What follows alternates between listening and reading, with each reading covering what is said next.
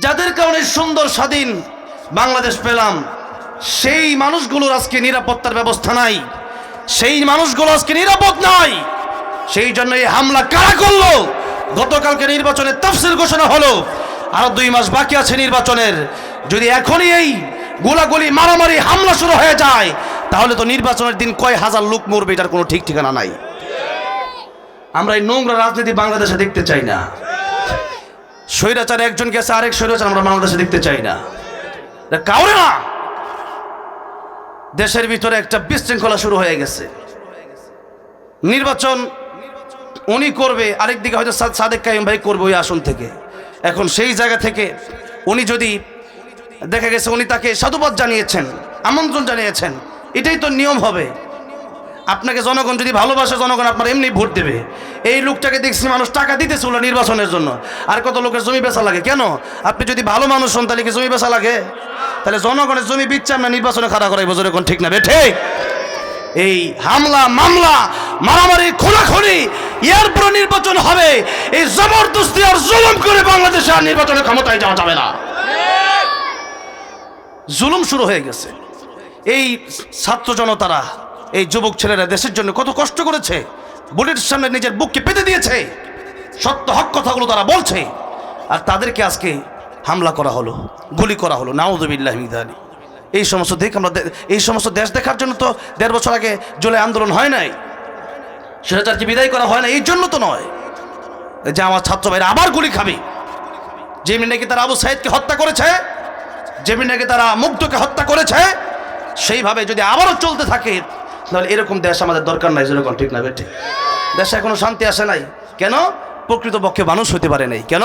প্রকৃতপক্ষে কি হতে পারি নাই? মানুষ হতে পারি নাই। এই জন্য আল্লাহ যেন আমাদের প্রকৃত মানুষ বানায় দেন। যেরকম আমিন। সূরা রহমান তেলাওয়াত করলাম। সূরা রহমানের যেই বিষয়টা বলতে চাই সেটা হচ্ছে আল্লাহ বলেন রহমান আল্লামাল কুরআন খলাকাল ইনসান, যে আমি রহমান, আমি আল্লাহ দয়াময়, তোমাদেরকে কোরআন শিখাইলাম, মানুষ বানাইলাম। আল্লাহ বলতেছেন আল্লামাল কুরআন খলাকাল ইনসান, আল্লাহ কোরআন শিখাইলেন আগে, মানুষ বানাইলেন পরে। কিন্তু আমরা সাধারণত দেখি যে আমরা দুনিয়াতে আসলাম আগে, কোরআন শিখলাম পরে। কিন্তু আল্লাহর বলার ভঙ্গিমাটা হচ্ছে যে না, আগে কোরআন শিখাইছি পরে মানুষ বানাইছি। তার মানে আসলে সুরতে মানুষ হলেই খাঁটি মানুষ হওয়া যায় না, সিরতে মানুষ হওয়া যায় না। যদি এমন মানুষ হয় যে দেখতে শুনতে মানুষ, কিন্তু দেখা গেছে প্রকৃত ভিতর ঠিক নাই, তাহলে কি মনে করেন সে প্রকৃত মানুষ হইতে পারলো? সে মনে করেন এমন মানুষ যে ইসলামের বিরুদ্ধে করে, যেমন ফেরাউন। ফেরাউন কিন্তু দেখতে মানুষ হয়েছিল, ঠিক না? ঠিক। মিশরে গেছিলাম ফেরাউনের লাশ দেখতে, দেখতে মানুষের মতোই দেখা যায়, কিন্তু বাস্তব পক্ষে সে কি মানুষ হইতে পারছে? অমানুষ। কারণ যার ভিতরে কোরআন নাই, যে ব্যক্তি কোরআন অনুযায়ী চলে না, আল্লাহর বিধিবিধান মানে না, তারা প্রকৃত পক্ষে মানুষ হতে পারে। আজকে আমাদের সমাজে মানুষ বেশি না অমানুষ বেশি? অমানুষ বেশি। এই জন্য এই দেশকে স্বৈরাচার মুক্ত করলো যারা, আজকে একজন তরুণ, একজন জননেতা উসমান হাদিকে আজকে এমন হামলা করা হয়েছে, আমরা আজকের গাজীপুর এই মাহফিল থেকে তীব্র নিন্দা ও প্রতিবাদ জানাচ্ছি, ঠিক না ঠিক? যাদের কারণে সুন্দর স্বাধীন বাংলাদেশ পেলাম, সেই মানুষগুলোর আজকে নিরাপত্তার ব্যবস্থা নাই, সেই মানুষগুলো আজকে নিরাপদ নয়। সেই জন্য এই হামলা কারা করলো? গতকালকে নির্বাচনের তাফসীর ঘোষণা হলো, আরো 2 মাস বাকি আছে নির্বাচনের। যদি এখনই এই গোলাগুলি মারামারি হামলা শুরু হয়ে যায়, তাহলে তো নির্বাচনের দিন কয় হাজার লোক মরবে, এটার কোনো ঠিক ঠিকানা নাই। আমরা এই নোংরা রাজনীতি বাংলাদেশে দেখতে চাই না। স্বৈরাচার একজন গেছে, আরেক স্বৈরাচার আমরা বাংলাদেশে দেখতে চাই না, কাউরে না। দেশের ভিতরে একটা বিশৃঙ্খলা শুরু হয়ে গেছে। নির্বাচন উনি করবে, আরেকদিকে হয়তো সাদেক কাইম ভাই করবে ওই আসন থেকে। এখন সেই জায়গা থেকে উনি যদি দেখা গেছে উনি তাকে সাধুবাদ জানিয়েছেন, আমন্ত্রণ জানিয়েছেন, এটাই তো নিয়ম হবে। আপনাকে জনগণ যদি ভালোবাসে, জনগণ আপনার এমনি ভোট দেবে। এই লোকটাকে দেখছি মানুষ টাকা দিতেছে ওলা নির্বাচনের জন্য। আর কত লোকের জমি বেচা লাগে কেন? আপনি যদি ভালো মানুষ হন তাহলে কি জমি বেচা লাগে? তাহলে জনগণের জমি বিচ্ছা আমরা নির্বাচনে খাড়া করাই বছর এখন ঠিক না বেঠে? এই হামলা মামলা মারামারি খোলাখুলি এরপর নির্বাচন হবে, এই জবরদস্তি আর জুলুম করে বাংলাদেশে আর নির্বাচনের ক্ষমতায় যাওয়া যাবে না। জুলুম শুরু হয়ে গেছে। এই ছাত্র জনতারা, এই যুবক ছেলেরা দেশের জন্য কত কষ্ট করেছে, বুলেটের সামনে নিজের বুককে পেতে দিয়েছে, সত্য হক কথাগুলো তারা বলছে, আর তাদেরকে আজকে হামলা করা হলো, গুলি করা হলো। নাউযুবিল্লাহি মিন যালিক। এই সমস্ত দেশ দেখার জন্য তো ১.৫ বছর আগে জুলাই আন্দোলন হয় নাই, স্বৈরাচারকে বিদায় করা হয় না এই জন্য তো নয় যে আমার ছাত্র ভাইরা আবার গুলি খাবে। যেমনি নাকি তারা আবু সাইদকে হত্যা করেছে, যেমনি নাকি তারা মুগ্ধকে হত্যা করেছে, সেইভাবে যদি আবারও চলতে থাকে তাহলে এরকম দেশ আমাদের দরকার নাই। যেরকম ঠিক না বেঠিক? দেশে এখনো শান্তি আসে নাই কেন? প্রকৃতপক্ষে মানুষ হতে পারে নাই। কেন? প্রকৃতপক্ষে কি হতে পারি নাই? মানুষ হতে পারি নাই। এই জন্য আল্লাহ যেন আমাদের এই প্রকৃত মানুষ বানায় দেন। যেরকম আমিন। প্রকৃতপক্ষে মানুষ হতে হবে। আল্লাহ রাব্বুল আলামিন প্রিয় উসমান হাদি ভাইকে শিফায়ে কামেলা আজল নসিব করেন, বলেন আমিন। এই সমস্ত তরুণদের প্রয়োজন আছে আমাদের দেশের জন্য, যারা হক কথা বলে, যারা সত্যের পক্ষে চলে, যারা দেশের জন্য কাজ করে, এই সমস্ত মানুষের দরকার। আর যারা আজকে এই ন্যাক্কারজনক ঘটনাটা ঘটিয়েছে তাদের বিচার আমরা সরকারের কাছে দাবি করছি। আমরা অতি শীঘ্রই, আমরা খুব দ্রুত সঠিক এবং সুষ্ঠু তদন্তের সাথে তাদের বিচারের দাবি জানাচ্ছি। ঠিক না ঠিক? মানুষ যদি প্রকৃতপক্ষে না হওয়া যায় তাহলে একজন মানুষ আরেকজনকে খুন করতে পারে। নবী বলেছেন, কেউ যদি একটা চড়ুই পাখি যদি বিনা কারণে যদি তাকে মারে হত্যা করে, তাহলে এই চড়ুই পাখি কিয়ামতের ময়দানে আল্লাহর কাছে মামলা দায়ের করবে। মানুষকে কষ্ট দেওয়া এটা তো পরের কথা। এক একটা মুমিনের দাম তো কাবার চেয়ে বেশি। আল্লাহু আকবার। সেই জায়গায় নবী বলছেন, একটা চড়ুই পাখি, ওইটাকে যদি কেউ বিনা কারণে হত্যা করে, সেই চড়ুই পাখিটা কিয়ামতের ময়দানে মামলা করবে। যদি এমন দুষ্টামি করে কেউ মারে, যে দেখো আমার হাত কত ভালো, গোলাই মেরে একটা চড়ুই পাখি মারলো, এটার জন্য কিয়ামতের ময়দানে যদি শাস্তি হয়, তাহলে একজন ইমানদার, একজন মুসলমান, একজন দেশপ্রেমিক, তাকে গুলি করার অপরাধে শাস্তিটা কম হবে না বেশি হবে? আমার ভাইরা, আমার বাবাজিরা, প্রকৃত মানুষ আমরা হতে পারি নাই। প্রকৃত মানুষ কেন হতে পারি নাই? কারণ আজকে আমরা কোরআনের আইন মেনে চলি না, কোরআনের বিধান মেনে চলি না। কোরআন আজকে আমাদের ঘরে আছে কিন্তু কোরআন আমরা পড়ি না। কোরআন আমাদের মাদ্রাসায় আছে কিন্তু কোরআনের আইন এটা সমাজে নাই, রাষ্ট্রে নাই, দেশে নাই। যার কারণে আস-সারিকু ওয়াস-সারিকাতু ফাকতাউ আইদিয়াহুমা, চোর চুরি করলে তার হাত কেটে দিতে হবে, কোরআনের আইন আছে না নাই? কিন্তু সেই আইন তো এখন গণতন্ত্রে নাই। এই জন্য গণতন্ত্র হারাম। কারণ হচ্ছে গণতন্ত্র যেহেতু সেখানে জনগণের কথাই আইন চলবে, আল্লাহ বলেন না জনগণের কথায় আইন চলতে পারে না। ইনিল হুকমু ইল্লা লিল্লাহ আলা লাহুল খালকু হারাম। যার এই সৃষ্টি, যার আইন চলবে, তার আল্লাহ ছাড়া কারো আইন চলতে পারে না। কারণ এই আকাশ জমিন তো আমার আল্লাহর, আমি আপনি তো আল্লাহর। এরপরে যদি আল্লাহরে ভালো না লাগে, আল্লাহর বিধিবিধান, আল্লাহর কোরআন ভালো না লাগে, আল্লাহ কইয়া মাশাআল জিন্নি ওয়াল ইনস ইন ইসতাতাতুম আন তানফুযু মিন আকতারিস সামাওয়াতি ওয়াল আরদি ফানফুযু লা তানফুযুনা ইল্লা বিসুলতান ফাবিআইয়ি আলাই রাব্বিকুমা তুকাযিবান। আমার আকাশ জমিন ছেড়ে তোমাদের সামর্থ্য থাকলে পারলে বের হয়ে যাও তো দেখি। কারো সামর্থ্য আছে? আল্লাহর আকাশ জমিনের বাইরে যাওয়ার সামর্থ্য কারো আছে? তাহলে আল্লাহর নাফরমানিও করা যাবে না। আল্লাহ বলেন, কাইফা তাকফুরুনা বিল্লাহ, কিভাবে মানুষ আল্লাহর সাথে নাফরমানি করে? কুনতুম আমওয়াতা, এই মানুষ তো আগে মরা ছিল। ফাহিয়াকুম, আমি আল্লাহ জীবন দান করলাম। তাহলে যে আল্লাহ জীবন দান করছে, ওই আল্লাহর গোলামি না কইরা, ওই আল্লাহর কোরআনের বিধান না মাইনা অন্য কোনো তন্ত্রমন্ত্র মানা যাবে? মানতে হবে কার বিধান? আল্লাহর বিধান। তাহলে আসুন এবার আল্লাহ বলেন, আল্লামাল কোরআন খালাকাল ইনসান। আগে কোরআন শিখো, পরে মানুষ হও। আগে কি শিখো, পরে কি হও? মানুষ হও। আমার ভাইরা, আমার বাবাজিরা, লক্ষ্য করে দেখুন, কোরআন শরীফ আজকে প্রায় হাফিজে কোরআন, প্রায় আলেমদের বাবাদেরকে দেখলে দেখবেন রিক্সাওয়ালার সন্তান হাফেজ আলেম, ভ্যান গাড়ি চালায় তার সন্তান হাফেজ আলেম, সবজি বিক্রি করে তার সন্তান হাফেজ আলেম, ঠেলা চালায় তার সন্তান হাফেজ আলেম।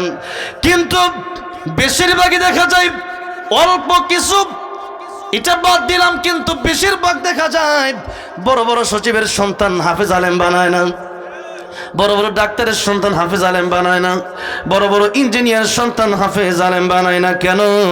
কারণ তারা মনে করে দুনিয়ার শিক্ষাটাই অনেক বড়, আর কোরআনের শিক্ষাকে তারা অবজ্ঞার অবহেলার কারণে সন্তানকে আলেম বানাতে চায় না। এটাকে তারা বাঁকা চোখে দেখে। ঠিক না ঠিক? 6 জন সন্তান, 3 জন ডাক্তার, 3 জন ইঞ্জিনিয়ার, কিন্তু একজন হাফেজ আলেম বানাইতে পারছে না। কপাল খুলছে না কপাল পুড়ছে? কপাল পুড়ছে। কারণ হাফেজ আলেম বানায় নাই। অথচ দিন শিক্ষা করা এটা সবার জন্য নফল না ফরজ? ফরজ। তলাবুল ইলমি ফারিদাতুন আলা কুল্লি মুসলিম, সবার জন্য ফরজ নাকি নফল? এটা আবশ্যক, শিখতে হবে। এখন আপনি কতটুকু শিখা ফরজ? একজন মুসলমানের জন্য মুসলমান হিসেবে চলাটা যতটুকু দরকার, মুসলমান হিসেবে চলাটার জন্য যতটুকু ইলম দরকার, ততটুকু ইলম শিক্ষা প্রত্যেক মুসলমানের জন্য ফরজ। যেমন ওযু, যেমন গোসল, যেমন নামাজ ভঙ্গের কারণ, যেমন নামাজের ফরজ, নামাজের ওয়াজিব। এখন যদি জিজ্ঞেস করি নামাজ ভঙ্গের কারণ কয়টা, বলবেন 19টা। এবার যদি জিজ্ঞেস করি নামাজ ভঙ্গের প্রথম কারণ কি, বলবেন নামাজে অশুদ্ধ পড়া। এখন নামাজে অশুদ্ধ পড়া এটা যদি নামাজ ভঙ্গের কারণ হয়, এবার জিজ্ঞেস করতে চাই মুসলমানের কয়জন সন্তান আছেন যে সঠিকভাবে শুদ্ধভাবে কোরআন তেলাওয়াত করতে পারেন? অনেকেই পারবেন না। আলহামদুলিল্লাহি রাব্বিল আলামিন এটা আপনি পড়তে পারবেন না, আপনি পড়বেন আলহামদুলিল্লাহি রাব্বিল আলামিন। আপনি তো বাংলা পড়া কোরআন শিখছেন, কিন্তু বাংলায় কোরআন শরীফ পড়া জায়েজ আছে নাকি? বাংলা কোরআন শরীফ পড়া জায়েজ আছে? আলহামদুলিল্লাহ। একদিকে আমাদের দেশের সন্তান, আমার দেশের হাফেজেরা সবচেয়ে ভালো কোরআন তিলাওয়াত করে, বলি আলহামদুলিল্লাহ। এটাও একটা গর্বের বিষয় আমাদের জন্য। আজকে একজন হাফেজ সেই মিশর থেকে সারা পৃথিবীতে চ্যাম্পিয়ন হয়েছে, ফার্স্ট হয়ে আজকে বাংলাদেশে এসেছে, জয় বলে আলহামদুলিল্লাহ। সেই ছেলেটা দেখলাম নিউজে লেখা হলো 70টা দেশের সাথে সে কোরআন তেলাওয়াত করে হিফজুল কোরআনে চ্যাম্পিয়ন হয়েছে। আজকেও কয়েকদিন পরে পরে চ্যাম্পিয়ন হচ্ছে। কিন্তু বড় দুঃখজনক বিষয় যে খেলোয়াড়দেরকে 2 কোটি টাকা পুরস্কার দিলেও আমাদের হাফেজদের জন্য পুরস্কার নাই। খেলোয়াড়দেরকে পুরস্কার দিলে আমি যদি জিজ্ঞেস করি যে বলবে হাফেজরা আখেরাতে পাবে, তো আখেরাতে তো পাবে। এই দেশটা মুসলমানদের দেশ। হাফেজরা যখন সারা বিশ্বে চ্যাম্পিয়ন হয়ে আসলো, দেখা গেছে খেলা জিতলো কয় দেশের লগে, কয় বাংলাদেশ জিতছে ইন্ডিয়ার লগে। তাহলে খেলায় যদি বাংলাদেশ মনে করেন 2 দেশ 5 দেশ 10 দেশের লগে, মানে 9 দেশের লগে হারছে, 1 দেশের লগে জিতছে, তাই এত দাম। আর আমার বাংলাদেশের হাফেজে কোরআনরা 70 দেশ 100টা দেশের ভিতরে কোরআন প্রতিযোগিতায় প্রথম হওয়ার পরেও সরকারি কোনো সম্মাননা নাই, রাষ্ট্রীয় কোনো সম্মাননা নাই। তার মানে বোঝা গেল যে বৈষম্য বাংলাদেশ থেকে এখনো দূর হয় নাই। কারণ খেলোয়াড়দেরকে পুরস্কার দিচ্ছেন আপনারা, আর হাফেজে কোরআন যখন এয়ারপোর্টে ঢুকতেছে একটা পুলিশে ঠিকঠাক মতো নিরাপত্তাই দেয় না, এরপরে বীরের কারণে লড়তারে না। তাহলে দেখা গেছে যে এখন তার রাষ্ট্রীয় সম্মাননা নাই। সেই মিশর কারি আব্দুল বাসেত রহমতুল্লাহ আলাইহির দেশে গিয়ে ফার্স্ট হয়ে আসছে। আজকে ছেলেটার নাম জানো কি? আনাস। হ্যাঁ, এই ছেলেটা আজকে ফার্স্ট হয়ে আসছে। কোনো ওই রকম গুরুত্ব নাই। কেন? বাংলাদেশের ভিতরে এত সুন্দর একটা দেশ, যত বেশি সম্মান দেওয়া হবে মানুষ তত কোরআনের প্রতি ঝুঁকবে, যেরকম ঠিক না ঠিক? কারণ এগুলো নিউজ হবে, তো আপনাদেরও দাম বাড়বে। যদি যেহেতু এই দেশে 95% মুসলমান, এই দেশে যদি কোরআনের হাফেজ আলেম ইসলামের পক্ষে যারাই কথা বলবে তাদের সম্মান আরও বাড়বে, যেরকম ঠিক না ঠিক? একটু লক্ষ্য করে দেখেন, যারাই ইসলাম বিরোধী কাজ করতেছে তাদের দাম কি বাড়ে না কমে? আসলেই তো কমে যায়। দেশ তো 95% মুসলমানের দেশ। হয়তো মানুষ নামাজটা ঠিক মতো পড়তে পারে না, অনেকেই হয়তো অনেকেই দেখা গেছে যে কোরআন শরীফ শুদ্ধ করে পারে না, কিন্তু যখনই আল্লাহ রাসূলকে গালি দেওয়া হয় দেখবেন সবাই একেবারে জীবন্ত মানুষগুলো, তারা মানে মরা মানুষগুলো জীবন্ত হয়ে যায়, কেমন যেন তারা জীবনটা আল্লাহর রাস্তায় দিয়ে দিতে চায়, যেরকম ঠিক না ঠিক? তাহলে কেন? যেই দেশের মানুষ হয়তো আমল কম করতে পারে, কিন্তু মুসলমান ঘরের সন্তান তো তারা। সুতরাং এই দেশে হাফেজে কোরআন আলেমদেরকে মূল্য দেন, আল্লাহ রহমত বরকত এই দেশে নাজিল হবে ইনশাআল্লাহ। আমার ভাইরা, আমার বাবাজিরা, তাহলে আমার দেশের আলহামদুলিল্লাহ তালিবুল ইলমরা হাফেজে কোরআনরা বিশ্বের শ্রেষ্ঠ, এটা আমাদের গর্ব আলহামদুলিল্লাহ। কিন্তু দেখা গেছে যে আবার অনেক এত শ্রেষ্ঠ হাফেজে কোরআন থাকার পরেও কদর করতে পারি না। দেখা গেছে ইমাম সাহেবের বেতন কত? 6,000 টাকা। দেখা গেছে শিক্ষকের বেতন কত? 10,000 টাকা। অথচ এত কম বেতন আর কোনো জায়গায় নাই। কিন্তু দিব কেমনে? কারণ হচ্ছে যে মাদ্রাসা মসজিদে, দেখা গেছে স্কুলে আলী আমাদের সব জায়গায় সরকারি অনুদান আছে, কিন্তু মাদ্রাসা মসজিদে নাই, যেরকম ঠিক না ঠিক? আমরা চাই আগামীর বাংলাদেশে যারাই ক্ষমতায় আসবে, এই ক্ষমতায় আসার পরে যেন মাদ্রাসা মসজিদের দিকে সবার আগে নজর দেয়, ঠিক না ঠিক? মন্দিরে পূজার সময় দেখা যায় কত টাকা পয়সা দিয়ে দেয় সরকার, আর মসজিদে টাকা পয়সার খবর নেই। অথচ টাকা পয়সা তো মানে যেহেতু পুরো দেশে 95% মুসলিম, সরকারি ফান্ডে তো টাকাটা তো হিন্দুর 1%, খ্রিস্টানের 1%, দেখা গেছে যে ইহুদিদের 1%, বৌদ্ধদের 1%, এমন সব ধর্ম মিলা 1%ও হয় না, 0.5% হয়। আর মুসলমান একাই 95% দিচ্ছে, এক গোষ্ঠী মিলেই। সেই মুসলমানদের মসজিদ মাদ্রাসার খবর নাই। কিন্তু হিন্দুদের পূজার সময় দেখবেন কত লম্বা লম্বা লাইট লাগায়, কত লম্বা লম্বা জায়গা তারা অনুষ্ঠান করে। কেমনে করে? নিজের চাহিদা মনে করছে না, সরকারি অনুদান সেখানে আসে। তাহলে সেখানে সরকারি অনুদান আসে, মসজিদ মাদ্রাসায় আসে না। আজকে মসজিদ মাদ্রাসা কোরআন সুন্নাহ আমরা অবহেলা করতেছি, অবজ্ঞা করতেছি। যদি বলা হয় মাদ্রাসা শিক্ষার কথা, আমরা পড়াতে চাই না। কেন? এই শিক্ষা করে কি হবে? এটা তো কবরে যাওয়ার পরে। কিন্তু জিজ্ঞাসা করতে চাই যে কবরে যাওয়ার পরের জীবনটা আসল জীবন না এটা আসল জীবন? যাওয়ার পরেরটাই, কবরে যাওয়ার পরে আসল জীবন। জোরে করে ঠিক না বে ঠিক? ইহা হাম সব মুসাফির হ্যায় ওহি আখির ঠিকানা, কোই আগে রওয়ানা হ্যায় কোই পিছে রওয়ানা। মুসাফির হিসেবে এসে দুনিয়ার জন্য পাগল হয়ে গেছি না, না, মুসাফির হিসাবে এসেছি। আবার আমাকে কবরে যেতে হবে, ওই কবর থেকে হাসর, ওই হাসর থেকে আমাকে জান্নাতে যেতে হবে। ঠিক না বে ঠিক? ওই জান্নাতে যাওয়ার জন্য আল্লাহ বলেন কোরআন শিখো। কোরআন যদি শিখতে পারো, কোরআন অনুযায়ী যদি আমল করতে পারো, কিতাবুন আনজালনাহু ইলাইকা লিতুখরিজান নাসা মিনাদ যুলুমাতি ইলান নূর।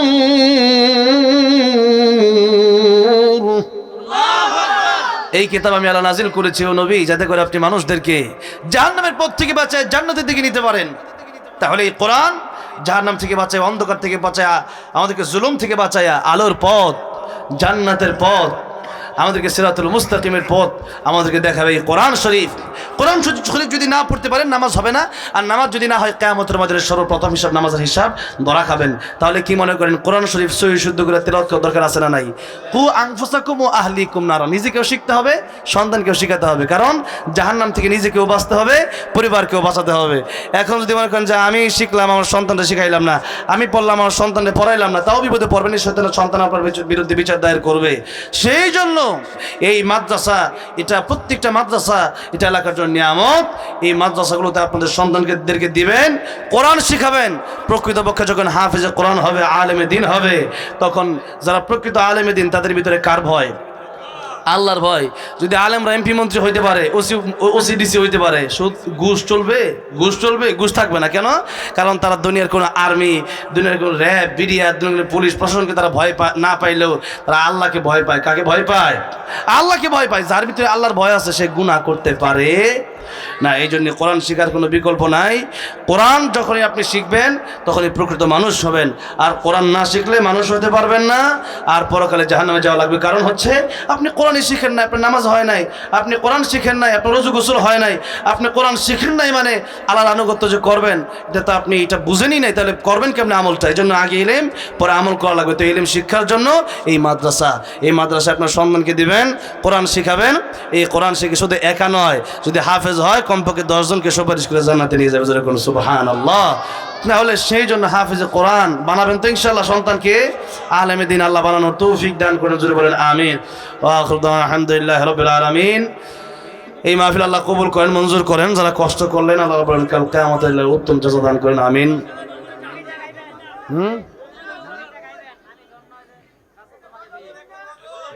হ্যাঁ, মদিনা গজল কইয়া লাগে, যেহেতু আমার ভাইরা কইতাছে মদিনার গজল, এটা প্রত্যেক দিনে কোয়া লাগে।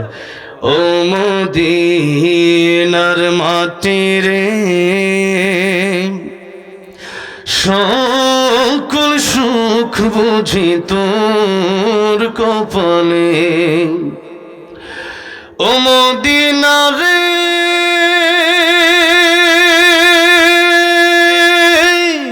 তোর বুকে আমার নবী, যার লাগি পাগল সবই, যার লাগি মাতোয়ারা ত্রিভুবন। কাঁদি আমি সারাক্ষণে, কখন যাব সেখানে, সহে না আর পরাণে। ও মদিনার মাটি রে, সকল সুখ বুঝি তোর কপালে। ও মদিনা রে,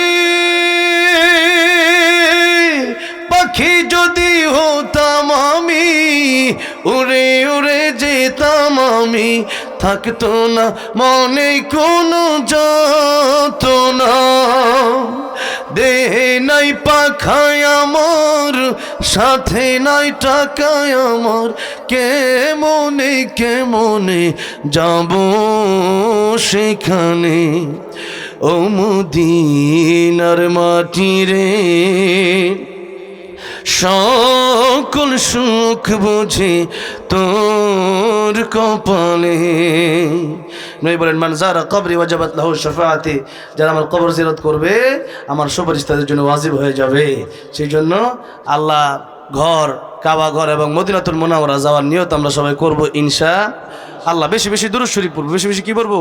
দুরূদ শরীফ সাল্লাল্লাহু আলাইহি ওয়াসাল্লাম বেশি বেশি পড়বো, ইনশাআল্লাহ আল্লাহ তৌফিক দিয়ে দিবেন। আসসালামু আলাইকুম ওয়া রাহমাতুল্লাহি ওয়া বারাকাতুহু।